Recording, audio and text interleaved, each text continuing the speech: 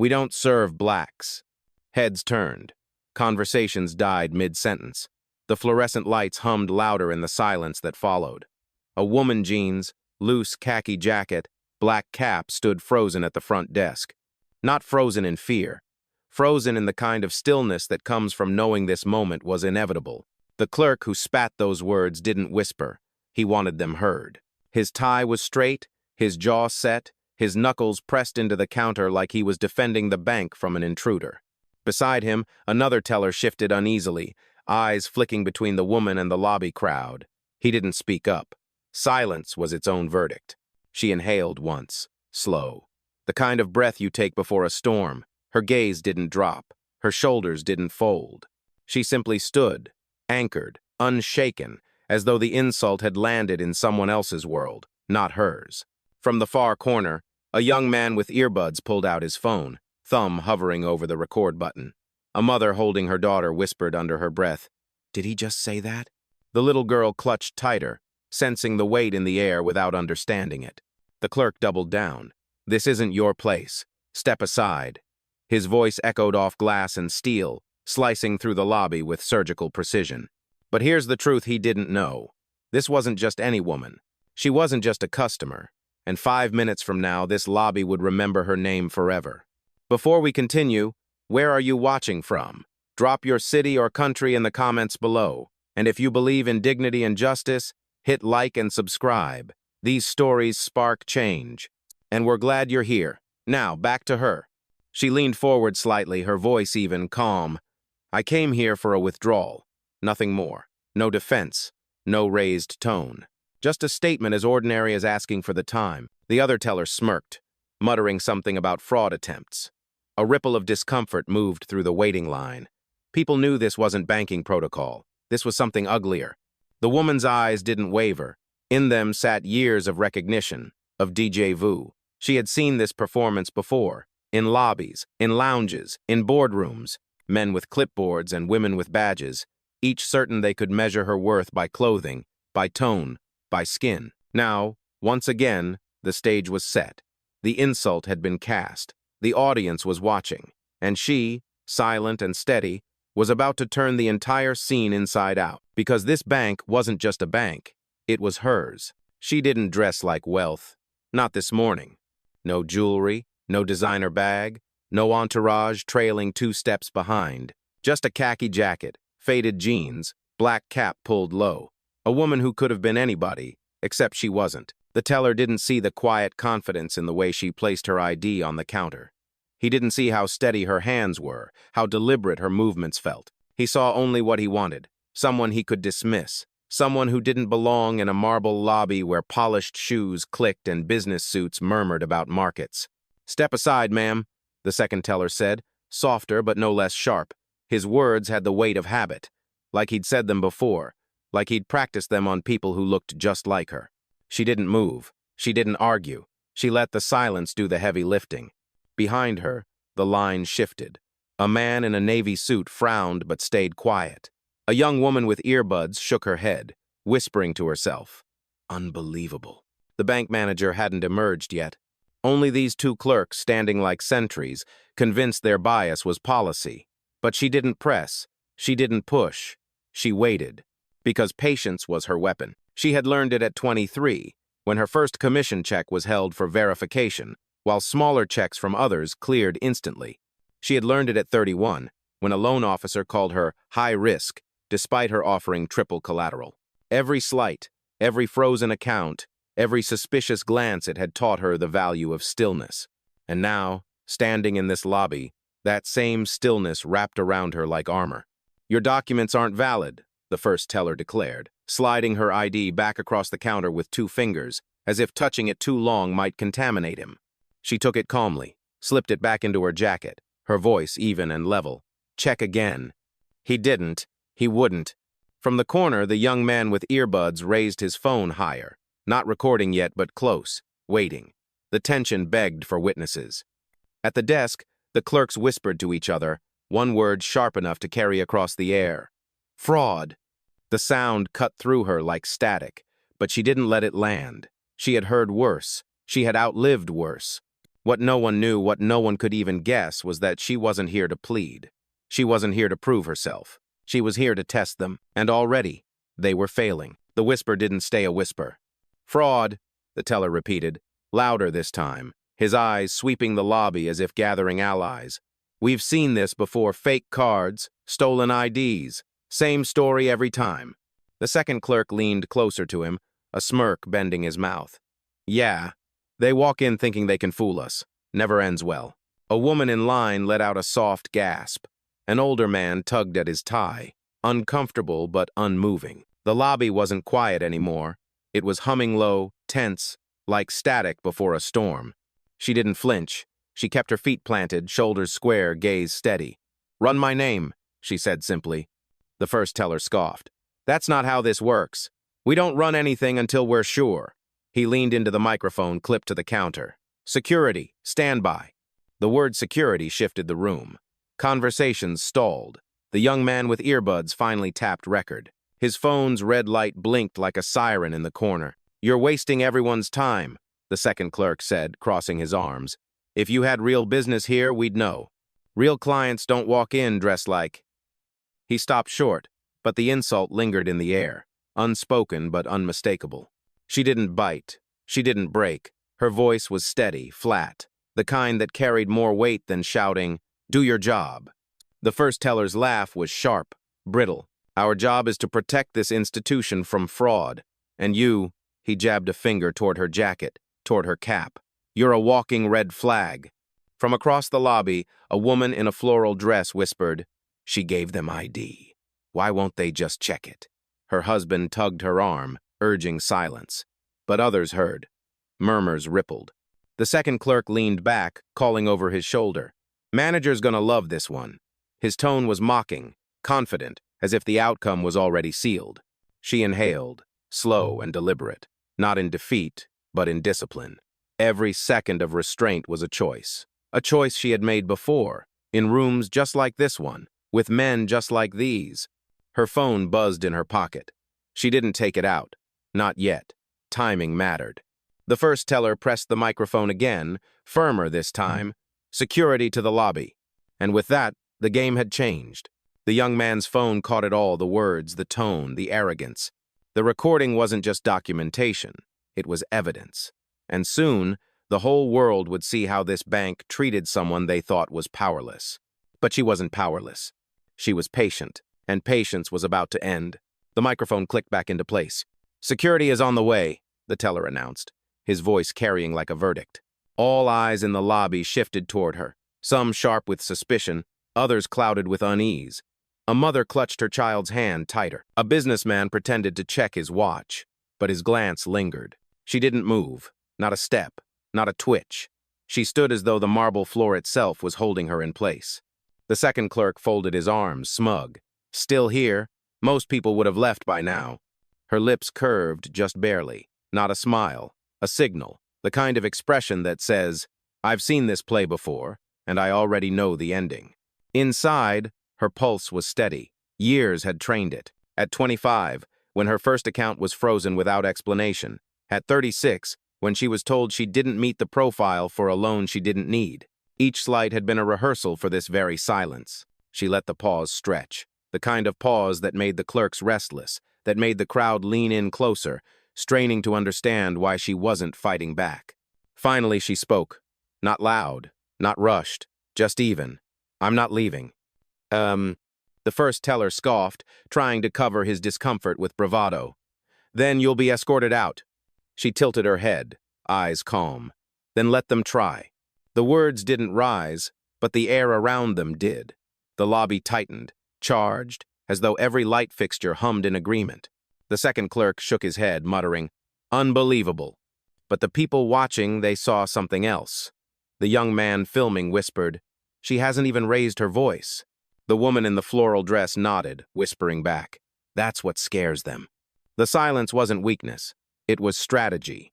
Every second she refused to snap, refused to crumble, the power shifted subtly, invisibly, but undeniably. Because what rattles a system more than outrage is composure. Her phone buzzed again in her pocket. She ignored it. Timing. Always timing. The first teller leaned across the counter, voice sharp. You don't belong here. People like you. He stopped, catching himself too late. Her gaze locked onto his. She didn't blink, didn't answer. Just let the unfinished sentence hang in the air, toxic and undeniable. And in that silence, the weight of his own words began to press back on him. She breathed in, steady, breathed out, calmer still. And the lobby, every whisper, every camera, every wary glance felt it. This wasn't surrender. This was control. The lobby was no longer private. It was a stage. Phones began to rise, subtle at first. The young man with earbuds already had his red light glowing, recording every word. A woman in a floral dress clutched her tote bag, whispering to the stranger beside her. She gave them ID. Why won't they check it? Her voice trembled, but her disbelief was clear. A teenager near the velvet rope pulled out his phone too. His whisper was louder.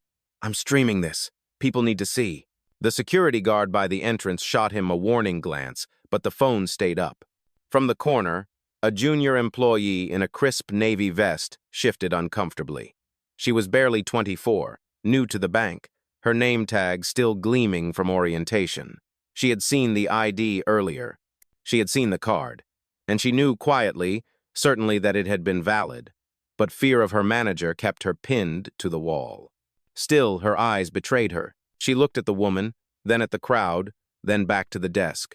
Her lips pressed tight, as if swallowing the truth. The second clerk noticed her hesitation. Don't get involved, he snapped under his breath. But the crowd had caught the exchange. A man near the coffee station frowned, muttering, She knows something. The CEO, still anonymous to everyone, remained calm. She glanced once toward the junior employee. No words, just a look, steady, inviting. The kind of look that said, Speak when you're ready. Until then, I'll hold the line. The murmurs grew louder. Why are they calling security? One customer asked. She's not yelling, she's not causing trouble. Another replied, Because they think they can. The first teller slammed a drawer shut, trying to reassert control. Everyone back to your business. Nothing to see here. But there was everything to see. The cameras proved it. The whispers proved it. The junior employee finally shifted her weight, stepping a fraction forward. Her voice was quiet, but it carried. I saw her name in the system this morning. Gasps rippled. Not everyone heard, but enough did. A man repeated it aloud. She said the name's in the system. The second clerk's eyes flashed, panic thinly disguised as anger. Stay out of this, he barked. But it was too late. The tide was turning. The young man with earbuds whispered to his camera. This is bigger than one client. This is about how they treat people when they think no one's watching. And in that moment, the balance shifted. The room wasn't just watching the woman anymore. It was watching the bank. The heavy glass door to the back office swung open. Out stepped the branch manager. Mid-40s, polished suit, the kind of authority that relied less on respect and more on volume. His shoes clicked against the marble as he approached the desk, eyes already locked on her. What's the problem? He asked, though his tone suggested he'd already chosen a side. The first teller leaned in quickly, eager. Possible fraud attempt. Refused verification. The manager's gaze swept over her head to toe, slow, clinical, dismissive. He didn't glance at the ID. He didn't ask a question. He only saw what he wanted to see. This is a private bank, he said loudly, making sure the lobby could hear. We reserve the right to refuse service, and I'm refusing now. Gasps scattered through the crowd. A woman near the door whispered, He didn't even check. A man muttered, This is bad. Still, she didn't flinch. Her voice calm, almost softer than before. I have an account here. The manager smirked, lips curling like he'd been waiting for that line. That's what they all say. Obu, the young man filming whispered into his mic. Did you hear that? They all say. He didn't even hide it. The manager stepped closer, arms crossed, blocking the counter with his body. You've wasted enough of our time. Withdrawals of your size aren't made by walk-ins. His emphasis on your wasn't subtle. The floral dress woman shook her head in disbelief. She gave them ID. Why won't he look? The junior employee in the navy vest took a half step forward, her face pale. Sir, she started, voice trembling. I checked this morning. Her profile is... Enough, the manager snapped, silencing her with a glare sharp enough to cut. Do your job, or I'll find someone who will. The room fell quiet, but the quiet wasn't compliance, it was tension. the kind that pressed against every wall, every chest, waiting for something to snap. She stood steady, hands loose at her sides. Her voice was level, unshaken. "Run my name. That's all I ask." Zet. The manager leaned down, lowering his voice just for her, though half the lobby still heard. "People like you don't get to make demands here." That line landed heavy, foul, undeniable. A man near the espresso station dropped his cup with a clatter. The young streamer's phone caught every word, every inflection. The manager straightened, voice booming again. "Security will remove you if you don't leave." And with that, the air shifted once more. The cameras rose higher. The murmurs grew louder.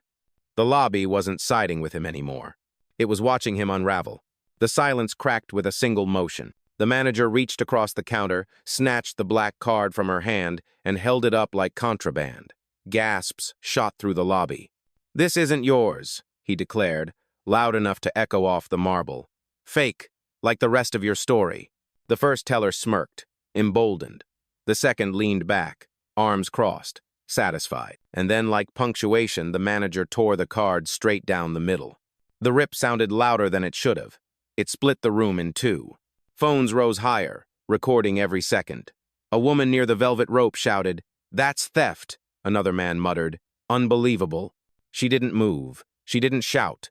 Her eyes followed the pieces of the card as they fluttered to the desk, weightless yet heavy enough to choke the air. The manager dropped them like trash. "Security's on the way. If you're still here when they arrive, the police will be called. You'll be charged with attempted fraud." The words police and fraud carried like gunshots. The young man streaming repeated them into his phone. "They just threatened her with police for trying to withdraw her own money." His voice shook with anger. The junior employee in the navy vest stepped forward again, braver this time. "Sir, you can't braid her profile as valid, I saw it." "Quiet," the manager barked. His voice ricocheted through the lobby, slicing into her courage. "One more word and you're finished here." The floral dress woman clutched her phone tighter, whispering, "He's silencing her." Her husband finally spoke up, voice steady. "This isn't banking. This is discrimination." The manager sneered, scanning the crowd. "Anyone recording will be asked to leave. This is private property." But the phones didn't lower. If anything, more appeared. Dozens of eyes behind glowing screens, capturing his arrogance, his recklessness, his downfall in real time. He turned back to the woman in the khaki jacket, his voice low and venomous. "You don't belong here, and soon, you won't even be allowed near this building." Still, she stood motionless, calm, anchored. Her silence was heavier than his rage. Because while he thought he had stripped her of power with a single tear, he had only written his own ending. And she knew it. Her hand moved at last, not to snatch back the ruined card, not to raise her voice, just a slow, deliberate reach into her jacket pocket. She pulled out a phone, sleek, black, screen already glowing. The manager scoffed. "What now? Calling your friends? Go ahead." But she wasn't dialing friends. She tapped once, twice. A secure line lit up, initials scrolling across the glass. "Protocol 1, she said evenly. Her voice was calm, but it carried. Every camera caught it. On the other end, a woman's voice answered instantly. "Confirmed. Executing protocol." The room shifted. No one knew what it meant, but they felt it. The authority in her tone, the crisp certainty of the response. This wasn't a bluff. The manager blinked. "What are you playing at?" She didn't answer him. She spoke into the phone again, steady, unhurried. "Document everything. Timestamp now. Upload to Central." "Logged," the voice replied. The junior employee's eyes widened. She recognized the cadence, the system. This wasn't the language of an ordinary client. This was corporate, internal, command level. The first teller laughed nervously, but the sound rang hollow. "She's faking it, some kind of act." The young man streaming shook his head. Into his mic he whispered, "That didn't sound fake." His viewers filled the chat with fire emojis and disbelief. The woman in the floral dress leaned toward her husband. "She doesn't look scared at all." And she didn't. She stood taller now, the weight of silence gone, replaced by something sharper authority cloaked in calm. The manager stepped forward, trying to reclaim ground.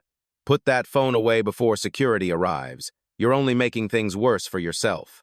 Finally, she looked at him directly, eyes unwavering. Worse for me? A pause. No, that was your last mistake. The words weren't loud, but the lobby seemed to reverberate with them. Her phone chimed once more. The voice returned, crisp. Confirmation received, awaiting next command. She slid the phone into her pocket, hands free again, gaze still steady on the manager. 5 minutes, she murmured. Not a threat, a countdown. And the lobby guests, staff, strangers with cameras felt the floor tilt. Something was coming. The countdown ticked in silence, but it wasn't the kind of silence that favored him anymore. It favored her. The manager tried again, voice booming with forced authority. You have no business here, no account, no rights inside this branch. When security arrives, you'll be steeplings. She raised a hand, just enough to stop him. Not a gesture of pleading, but of command. Enough. The word cut through the lobby like glass, sharp, final. Dozens of eyes followed her as she stepped closer to the counter, calm, precise, each footfall echoing in a room that suddenly seemed too small to contain her. Her voice steady.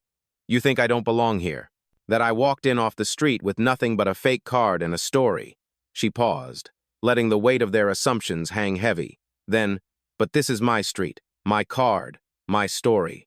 The manager opened his mouth, but nothing came out. She leaned forward just enough for her words to carry, her gaze sweeping across every phone raised, every witness watching. This isn't just a bank to me. This is mine. The lobby stilled. Gasps scattered through the crowd. The woman in the floral dress clutched her tote tighter. The young streamer whispered into his mic. She owns it. She just said she owns it. His chat exploded in disbelief. The junior employee in the navy vest stepped forward, voice clear this time, steady despite the tremor in her hands. She's telling the truth. I saw the system this morning. Her name is at the very top executive override. Murmurs surged, rippling through the lobby like a tide breaking its banks. Owner? She said it's hers? She runs the bank? The manager's face drained of color. He shook his head, stammering, Impossible. People like... He stopped himself again, but too late. Her eyes didn't leave his. Finish it. He couldn't. She straightened, her presence filling the marble hall like a rising tide. 5 minutes. That's how long it takes for my system to log, verify, and execute an internal audit. Every word you've spoken, every threat you've made, every insult. Already filed. The phones caught it all. The clarity, the precision, the finality. And for the first time since she walked through the glass doors, the manager understood. He wasn't expelling a fraud. He was standing on trial. The revelation detonated in the room. The junior employee's words still hung in the air. Executive override. Guests repeated it in whispers, louder each time. Owner. CEO. It's her bank.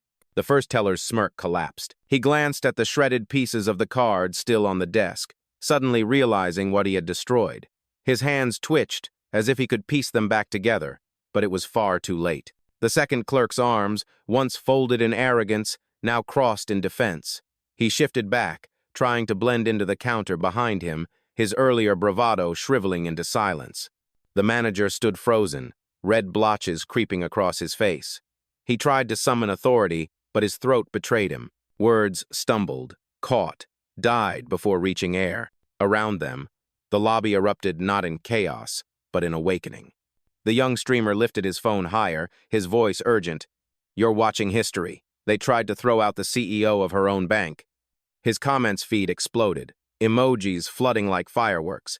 The floral dress woman clapped once, sharply, breaking the tension. Others followed. At first hesitant, then swelling into rhythm. Applause filled the marble hall, bouncing off glass and steel. A man in a suit muttered, Unbelievable, but his tone wasn't doubt, it was awe. The junior employee in the navy vest finally stepped fully to her side. No hesitation now. I won't lie for you, she said firmly, turning toward the manager. Her voice was clear, recorded by every phone in sight. The guests shifted too. A mother pushed her stroller closer, whispering to her child, Watch this. This is what dignity looks like. A college student near the rope line pumped his fist. Finally, someone stood up to them.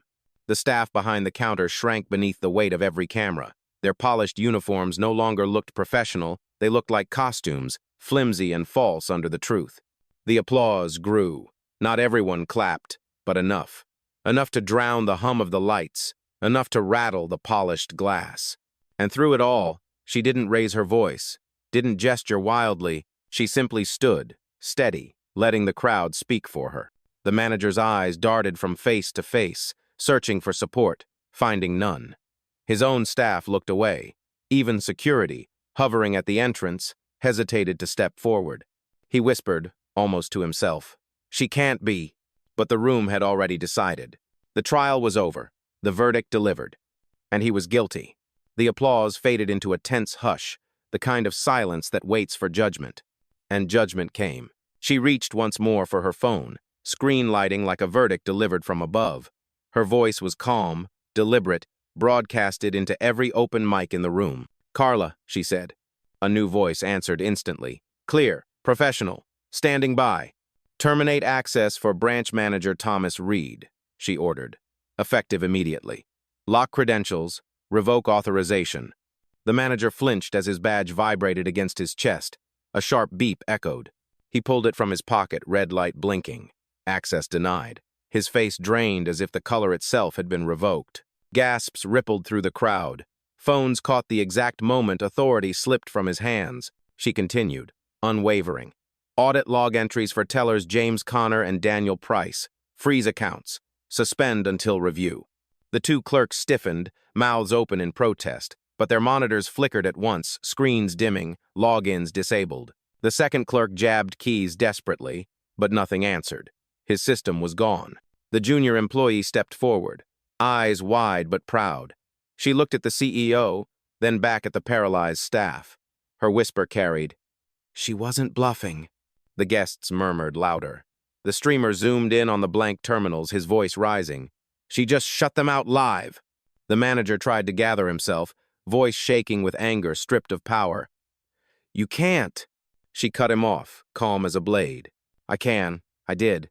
And every second you stood here, humiliating me in my own lobby, you made this inevitable." The floral dress woman clapped again, firmer this time. The crowd followed, applause rolling like a wave across the marble. She lifted her gaze, addressing not just the staff but the room itself. "This branch is closed, effective immediately. Customers will be redirected. Operations suspended until new leadership is installed." The declaration landed heavy, final. Guests stared, wide-eyed. Some applauded louder. Others whispered, "She just shut down the whole branch." The manager staggered back, as if the words themselves had pushed him. His voice faltered, breaking into fragments. You can't just..." But she had. The authority in her voice wasn't defiance, it was fact. And in that moment, every person in the lobby understood. They hadn't been watching a customer plead for service. They had been watching a CEO dismantle an entire branch without shouting, without raising a hand, just by speaking truth and executing power. The staff stood pale, hollow, stripped. The crowd stood taller, vindicated. And she, calm, composed, unshaken, stood exactly where she had been all along, in control. The lobby was still buzzing, applause fading, murmurs swelling, phones held high like torches in a trial. But at the center of it all, she stood perfectly still. The manager's badge still blinked red in his hand. The tellers stared at their darkened screens, pale as ghosts. Every witness knew. The verdict was final. She let the weight of the silence return, not heavy this time, but cleansing. She turned, eyes sweeping across the crowd, not with arrogance, but with dignity. "This isn't about me," she said, voice low yet carrying. "It's about what happens when people believe silence means permission." "Desert," the young streamer whispered into his mic. "She's teaching now." His chat filled with words, respect, chills, power. She stepped closer to the counter, her gaze fixed on the man who had torn her card, the man who had tried to erase her. "You thought I didn't belong here," she said. "But you were never in a position to decide that. Not for me, not for anyone." The words cut sharper than any shout. Phones tilted in closer, capturing every syllable. She turned slightly, addressing everyone in the lobby. "Dignity doesn't shout, justice doesn't beg. It stands, it endures, and when the time is right, it speaks." The floral dress woman wiped her eyes. The junior employee in the navy vest straightened her back, as if the words belonged to her too. The CEO drew a breath, calm and steady. "I don't need a video to prove what happened here today. I am the result of it." A hush fell. The phrase landed like a gavel, final, irrefutable. Then the applause returned, stronger, rolling through the marble lobby like thunder, finally breaking the storm. Customers clapped, cheered, lifted their phones higher. Some shouted her name, others whispered it, reverent, like it already belonged to history. The manager shrank beneath it, no longer an authority but a warning. The tellers looked away, unable to meet the eyes of the crowd. She didn't raise her hands in triumph. She didn't need to. She simply turned, walking toward the glass doors the same way she had entered, quiet, steady, unshaken. But now the room was different. The people were different. They had seen something they couldn't unsee. A woman denied, dismissed, disrespected, who revealed she owned the very ground they stood on. And as the doors closed softly behind her, the truth lingered in every witness, in every phone recording, in every whisper that would spread beyond those walls. Power doesn't always roar. Sometimes it stands silent and shuts the whole place down.